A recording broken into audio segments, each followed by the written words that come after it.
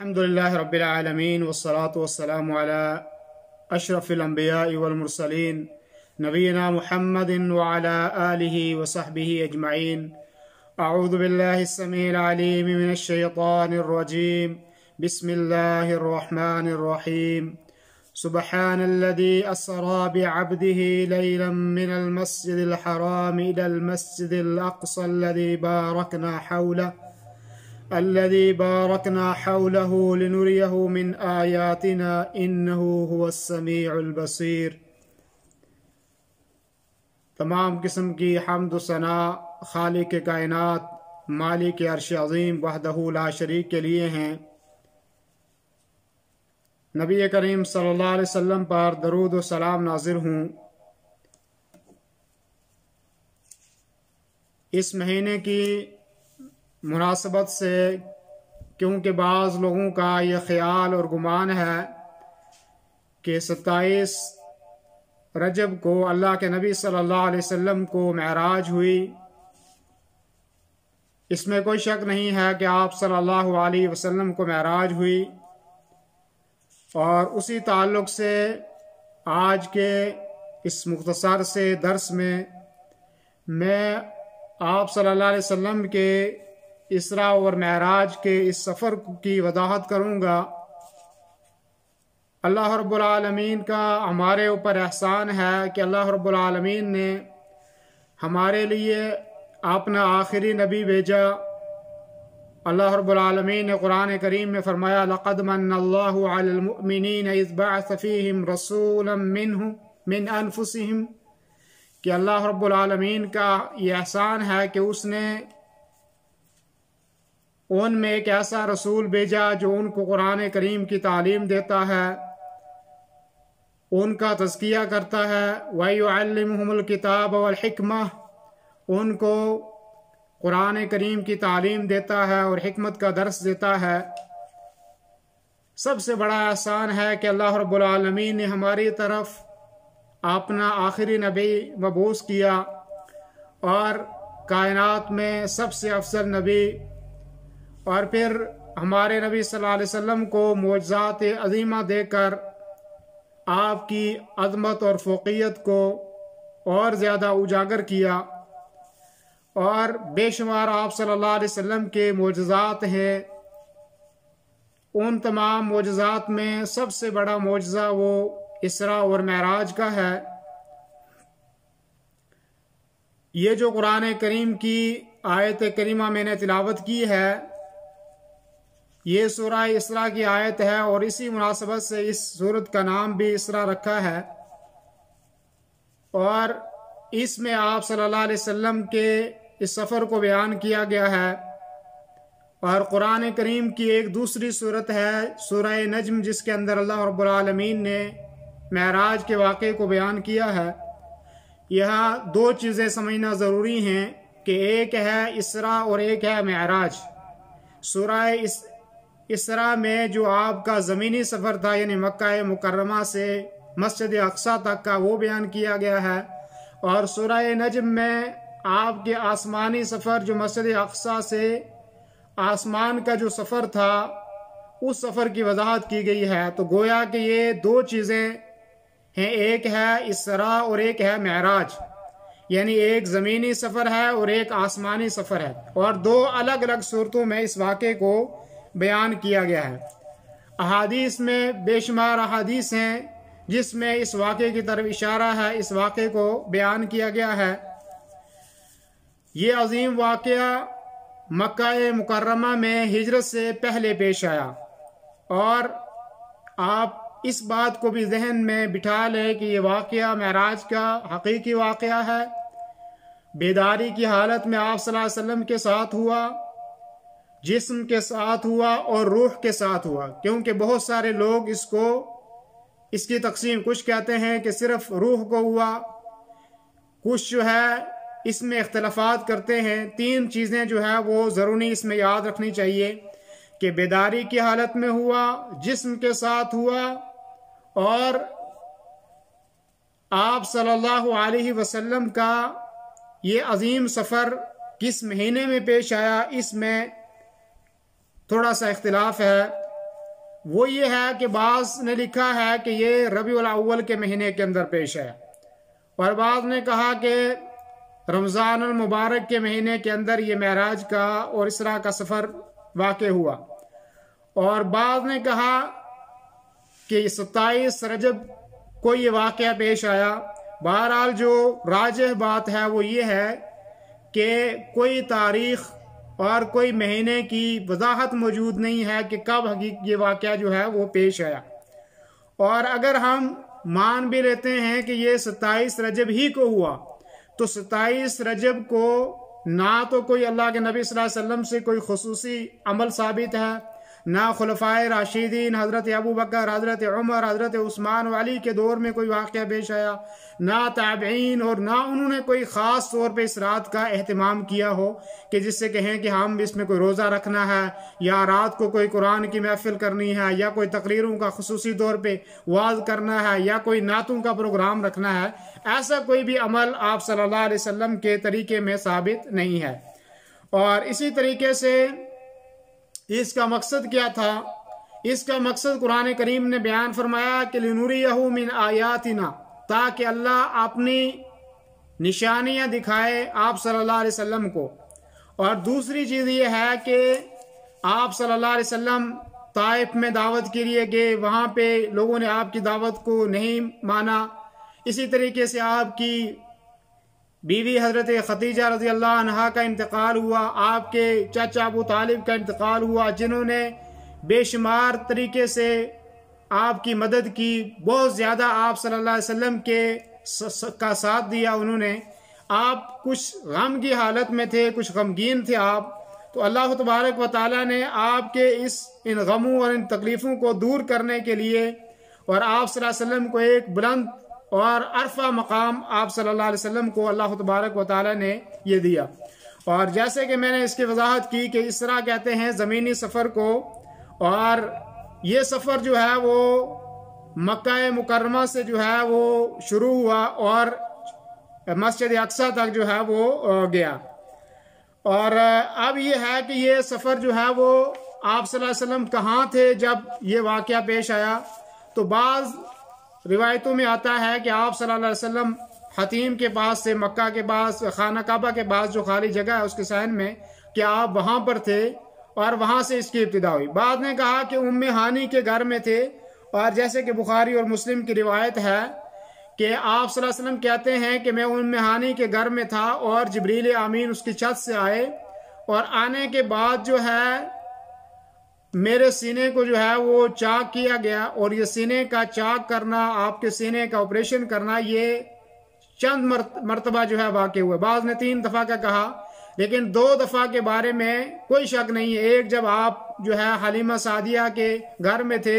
اور ان کی بکریوں کے ساتھ تھے، اس وقت یہ واقعہ پیش آیا تھا، اور ایک جو ہے یہ معراج کے وقت جو ہے اسراء کے ٹائم میں واقع ہوا۔ اس میں کوئی شک نہیں ہے، 2 واقعے یہ ہیں۔ تیسرے واقعے کے بارے میں بعض لوگوں نے جو ہے اس کی طرف اشارہ کیا۔ تو میں عرض کر رہا تھا کہ آپ صلی اللہ علیہ وسلم کو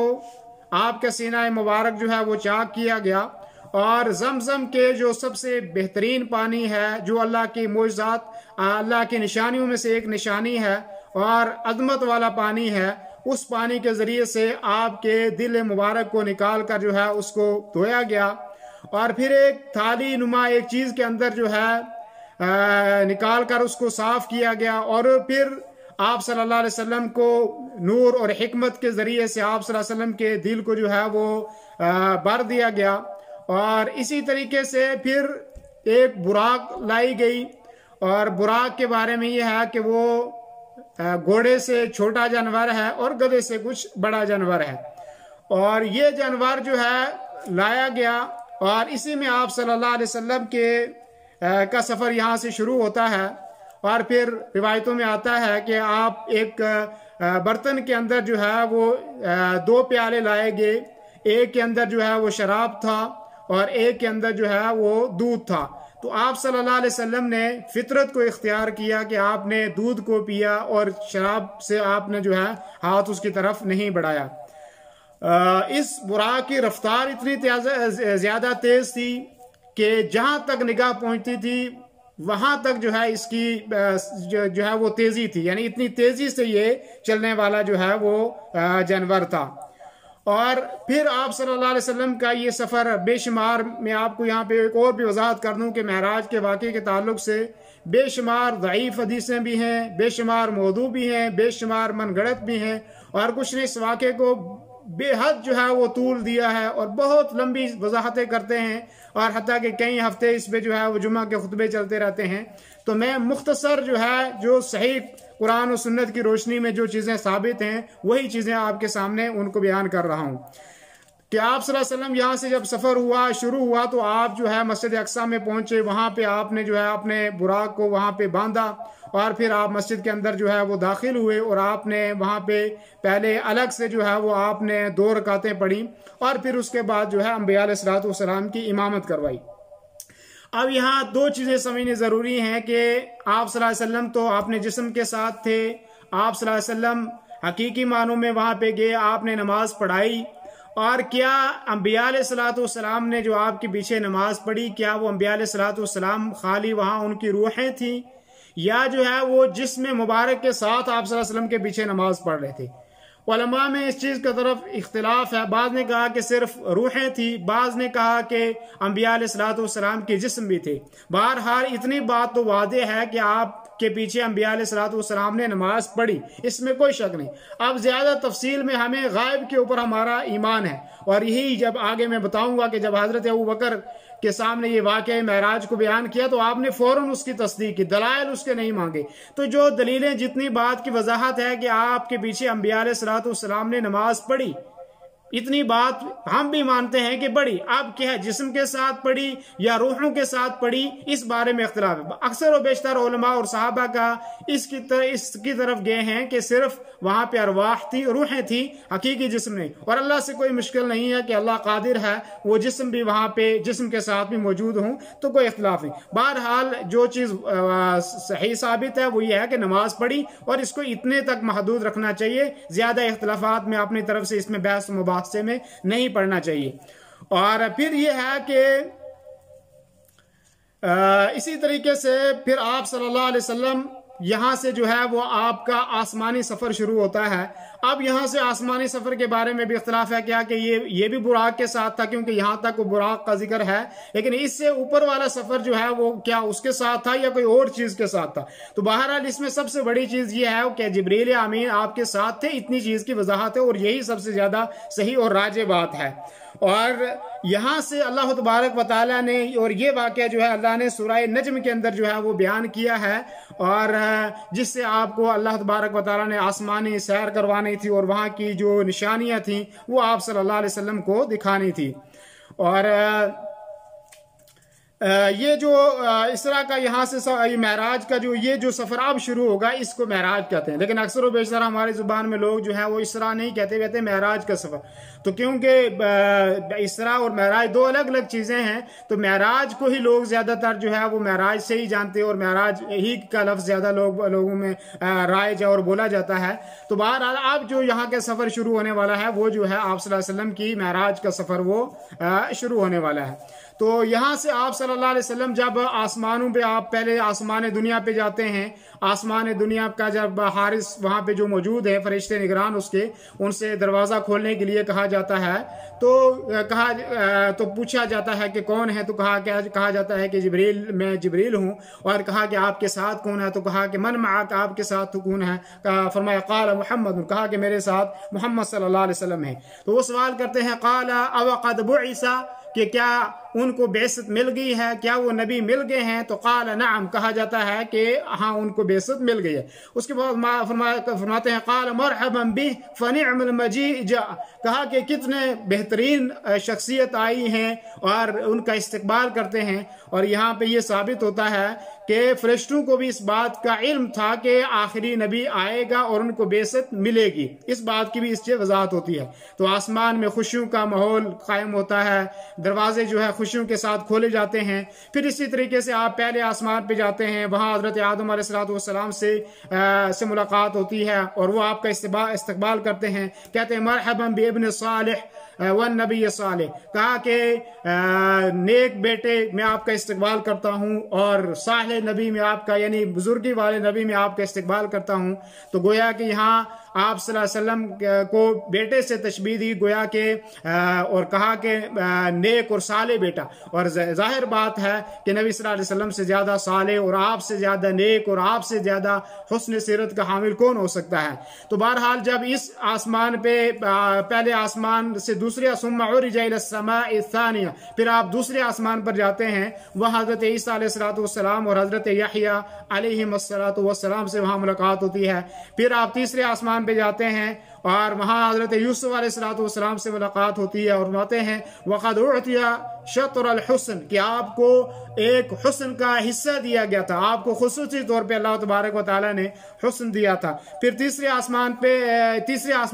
हज़रत यूसुफ अलैहिस्सलाम से मुलाकात होती है और फिर चौथे आसमान पे हज़रत इदरीस अलैहिस्सलाम से मुलाकात होती है और इसी तरीके से पांचवें में हज़रत हारून अलैहिस्सलाम से और छठे में हज़रत मूसा अलैहिस्सलाम से और सातवें में हज़रत इब्राहीम अलैहिस्सलाम से मुलाकात होती है। गोया के 7 आसमान है लेकिन 8 अंबिया अलैहिस्सलाम से मुलाकात हुई। अब इसमें सिर्फ ये कि 8 ही अंबिया अलैहिस्सलाम से मुलाकात क्यों हुई, तो यहाँ पे जिस चीज़ की वजाहत है वो यही है कि 8 ही अंबिया अलैहिस्सलाम से मुलाकात हुई और एक आसमान पे 2 नबी थे, जिस तरीके से हज़रत ईसा अलैहिस्सलाम और हज़रत यहया अलैहिस्सलाम ये दोनों एक ही आसमान पे थे। तो गोया के 7 आसमान पे मुलाकात हुई और 8 अंबिया अलैहिस्सलाम से मुलाकात हुई। और जब देखा कि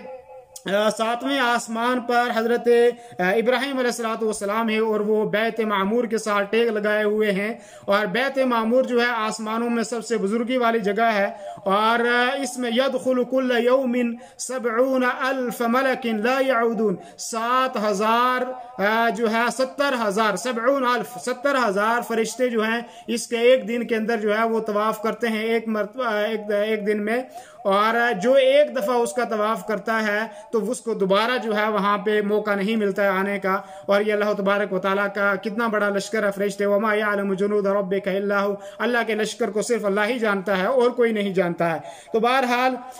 फिर आप यहाँ से सिदरतुल मुंतहा में जाते हैं, जिस तरह कुरान करीम ने बयान फरमाया इज़ यग़शा सिदरत मा यग़शा। फिर सिदरा मुंतहा से आप आगे जाते हैं और वहाँ के आप हुस्न जमाल को बयान नहीं किया जा सकता, रिवायतों में आता है कि जो आपने देखा। और यहाँ आप अल्लाह रब्बुल आलमीन से हम कलाम हुए। फ़अौहा यहाँ पे आप सल्लल्लाहु अलैहि वसल्लम जो है अल्लाह तबारक व तआला से हम कलाम हो। यहाँ भी इख्तिलाफ है इस बात के अंदर, क्या जो है आप सल्लल्लाहु अलैहि वसल्लम ने अल्लाह तबारक व तआला को देखा या नहीं देखा। हज़रत आयशा कहती हैं कि आप सल्लल्लाहु अलैहि वसल्लम ने अल्लाह तबारक व तआला को नहीं देखा और यही इस तमाम सहाबाए किराम का तकरीबन यही अकीदा है कि आप सल्लल्लाहु अलैहि वसल्लम ने अल्लाह तबारक व तआला को नहीं देखा, बल्कि आप सल्लल्लाहु अलैहि वसल्लम अल्लाह तबारक व तआला से हम कलाम हुए और बात जो है वो की, लेकिन हकीकी मानों में अल्लाह तबारक व तआला को आप सल्लल्लाहु अलैहि वसल्लम ने देखा नहीं। और यही अहले सलफ का तकरीबन अकीदा है। और फिर यहाँ से आपको नमाजें जो है वो फ़र्ज की गई और रिवायतों में आता है कि आपको 50 नमाजें फ़र्ज की गई। फिर आप फलम्मा नज़ला व मर्रा बिमूसा, फिर आप जब आए तो मूसा अलैहिस्सलाम के पास से गुजर हुआ तो उन्होंने कहा कि आप जो है तखफीफ कराएं, राज रब्बक वसल